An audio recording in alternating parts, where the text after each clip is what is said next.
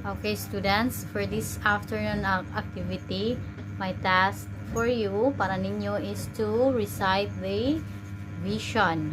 Okay? So, let's start. Numeric it. Ato i-test if na-recite na ba palihog. Vision: to create a brighter future for underprivileged families and students in Mactan by nurturing well-rounded individuals who excelled in academic and character.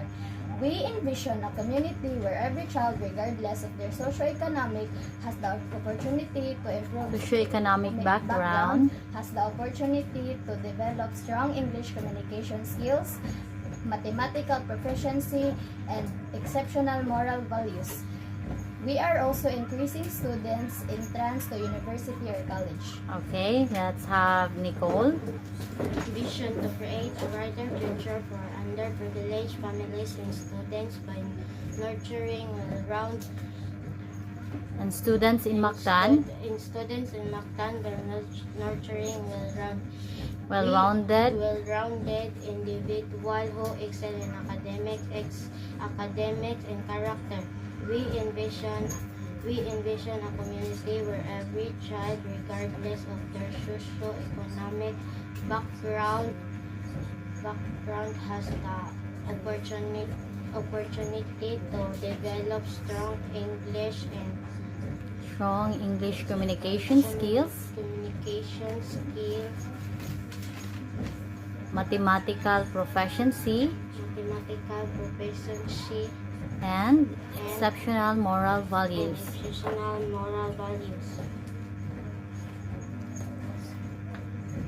We are also increasing students' entrance to university or college. Okay. Next, we have Jelmy. Practice pa more, Nicole.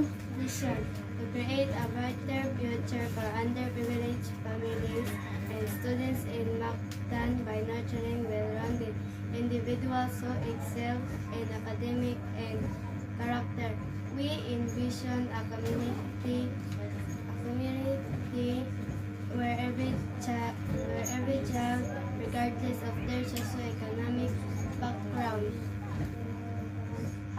has the opportunity to develop their strong English communication skills, Yes. mathematical Proficiency. proficiency, and exceptional moral values. We are also increasing students' Entrance entrance or university. university or college. Okay, nice. Okay, practice pa more ha. Ikaw na, Janap.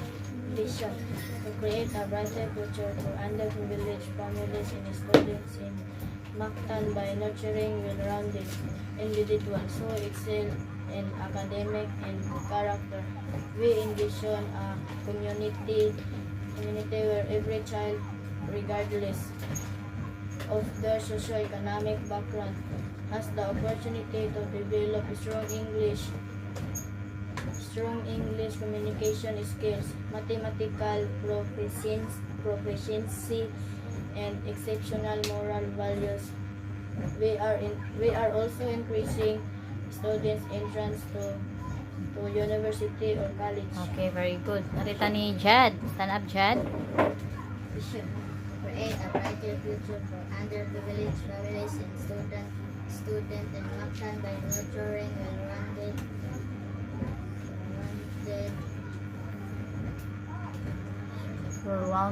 Individuals.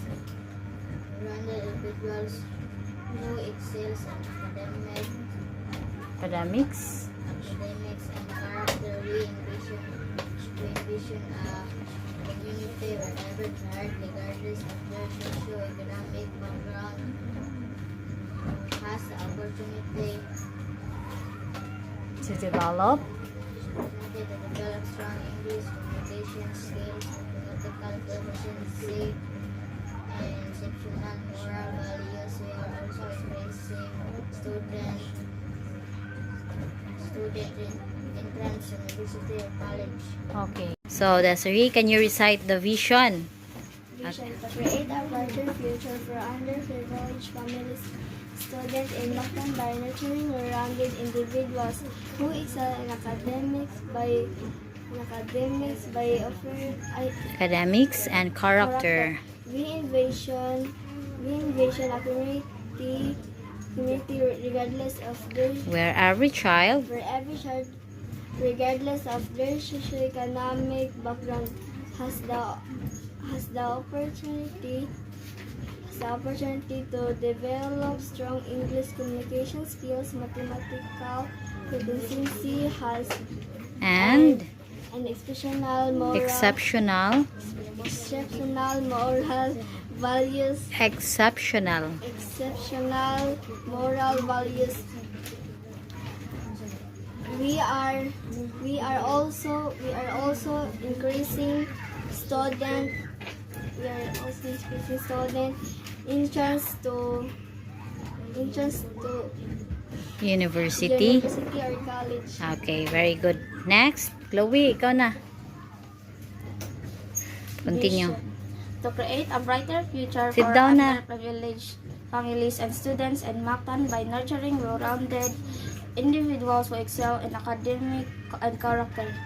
We envision a community where every child, regardless of their socio-economic background, has the opportunity to develop strong English communication skills, mathematical proficiency, and exceptional moral values. We are also increasing students' entrance to university or college. Okay, very good. 안녕하세요, students. 안녕하세요. So before we start our story for this week, let's welcome Prince and Jacob for our regular class. Let's give them a round of applause. Jacob, everyone, fighting! Fighting! Okay, start ako sa atong story for this week. Brave Fox. Once in a lush forest, kausa sa usa ka labo nga lasang, a brave fox discovered. Usa kuno ka maisog nga lobo ang naa siya'y nadiskubrehan. The fox shared it, spreading joy among friends.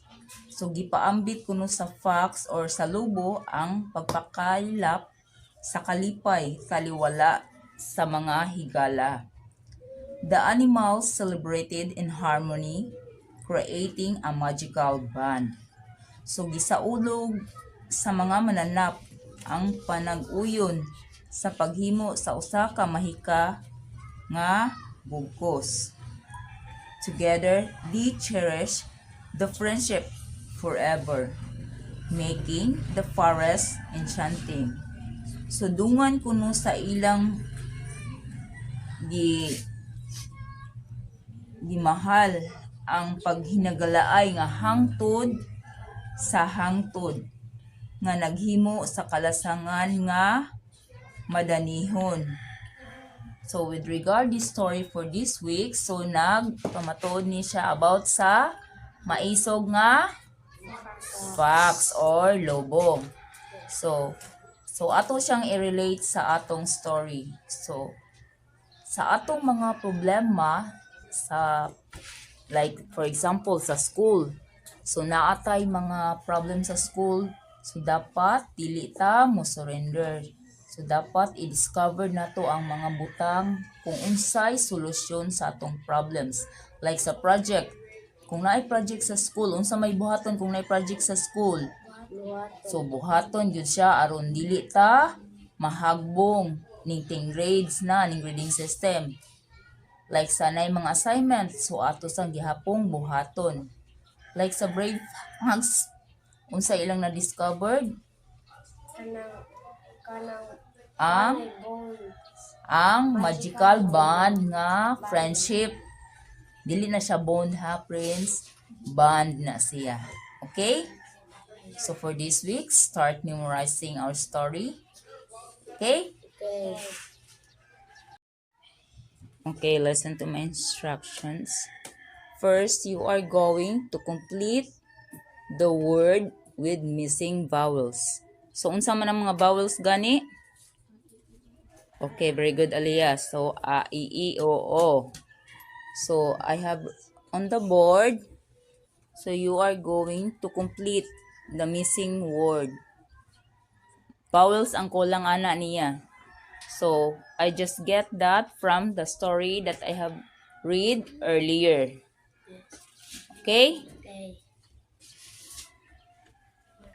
So, get your notebook and answer it.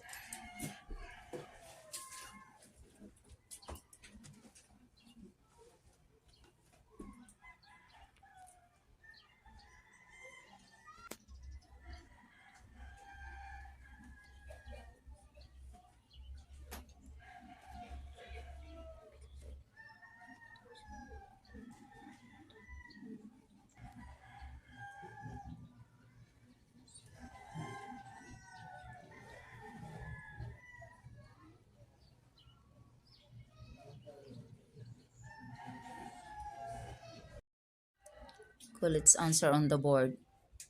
Number 1. What's the missing vowels?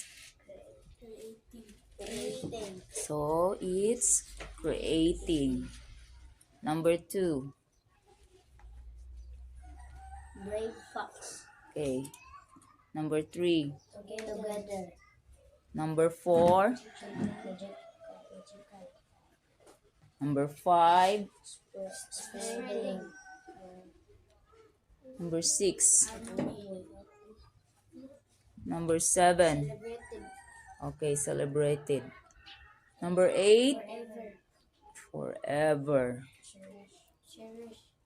Number 9. Cherish. Lion. Then lush forest. Then the last number is? Friendship. Okay, very good. 10. 10 over 11. So, kailangan yung score. 11.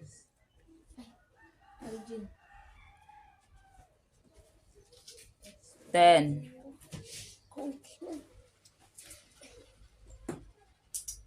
So, almost perfect ang tanan. Very good. Okay. Thank you for this day, students. Have a great day. Bye-bye. Bye-bye. Okay, good morning, class. Good morning, Teacher Marlinda. Good morning, classmates. Good morning, everyone. Okay. Today is Monday, so it's English lesson. So I have a story and we will read and understand the story it's all about. Okay? Kaya I will post na then. Ako man ako, kamuna. Ato sa translate kay aron makasabot jud ta sa story. No? Okay. Out shopping for clothes. Unsay title? Out shopping for clothes. Clothes. Clouds. Unsay clouds, Janice? Ha? Oh, clouds. Sanina. Dili na clothes, Janice, ha? Clouds. Mariali? So, Mrs. Smith has taken time off work. Unsay pasabot? Mrs. Smith has taken time off work. Oh, nag-day off good siya, no? Off work to do some clothes shopping for her family.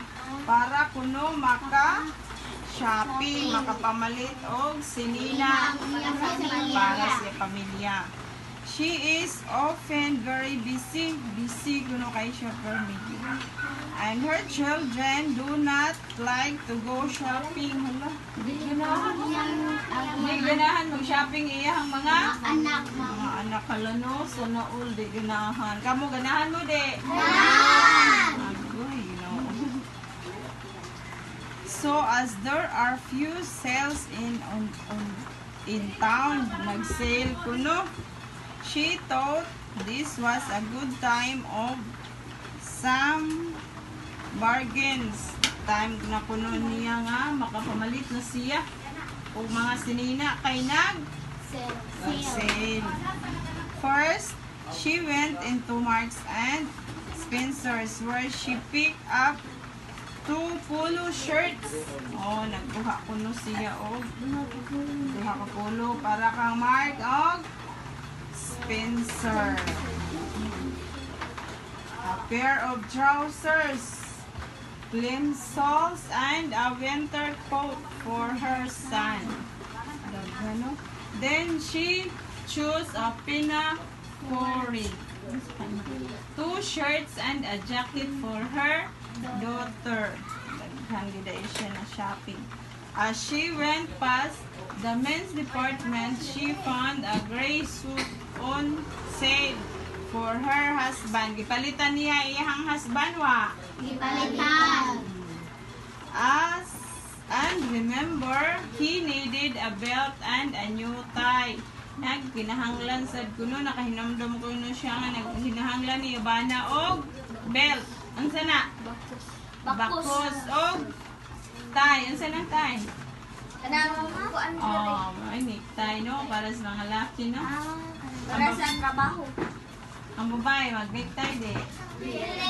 Necktie po. Pero ka na rin. Oh, na, depende ribbon or pero gamay ra pero ang laki gyud kisagaran gyud polo unya. After paying for the things she chose, she went to Primark to buy a pair of pajamas and dressing gown for her daughter. Primark line ga ito. Palit ko na og pajama og duster dressing gown.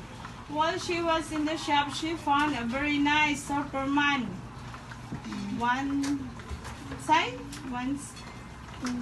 On sale. She know her son would love wearing. Ganahan ko na iyang anak.